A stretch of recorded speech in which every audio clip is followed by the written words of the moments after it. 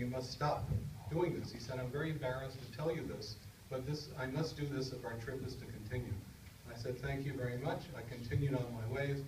At the end of raising all kinds of questions, at the end of the trip, the person following us from Yuxing Shi, the Chinese tourist agency, took me to his room and he said, are you going to write a book about this trip? This is a time when Americans went to China for 2 or 3 weeks. They came back and they wrote a whole book about it as if they had learned something. And I turned to him and I said, do I look that stupid? I'm not going to write a book about this. You have spent the last 3 weeks trying to deny me any information about China, and whatever I've learned in spite of you, not because of you.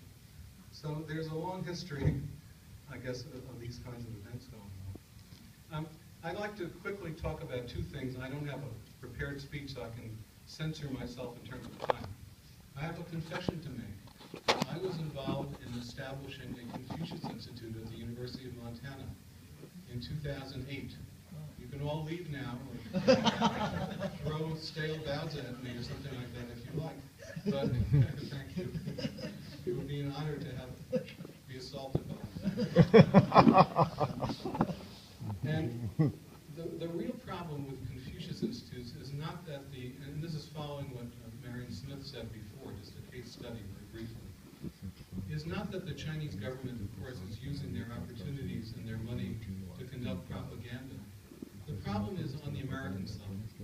And the problem, in part, at least in terms of the University of Montana, which is the major school in a state of about 1 million people, is that there's no money.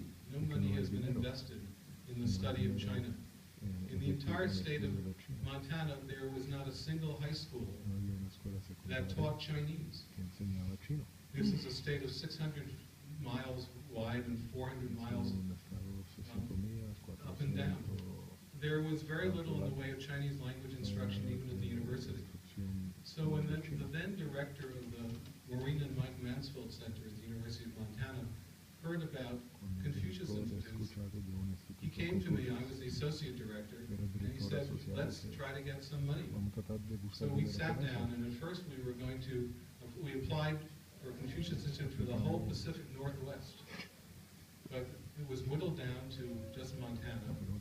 And the little bit of money that actually came from the Hanban in Beijing, after being vetted by someone from the Chinese embassy, really made an enormous difference in the teaching of Chinese in the state of Montana. Now, we should have said no, perhaps, but we were greedy. We were needy and we were greedy, and we also had no alternative sources of funds. If the state of Montana or the United States government invested sufficiently in foreign language instruction and compared the abysmal ignorance of Americans, not only about China but the world as a whole, then when offered a fairly measly sum of money, then we would have said no. What Terry Widener, my director, and I said, under no circumstances will we change our tune. We will not censor ourselves, and we didn't actually.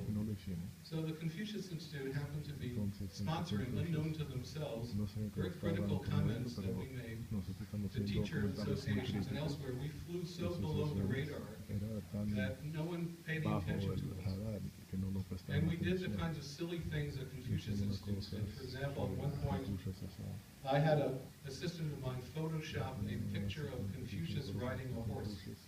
So we had Confucius as cowboy. And we went to the Western Montana Fair, and we taught thousands of Montanans how to use chopsticks, starting with gummy bears, actually. They're very easy to pick up.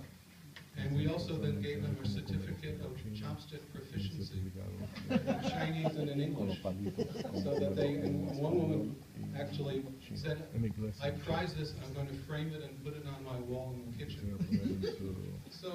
But these were the kinds of ridiculous things that passed for Chinese culture.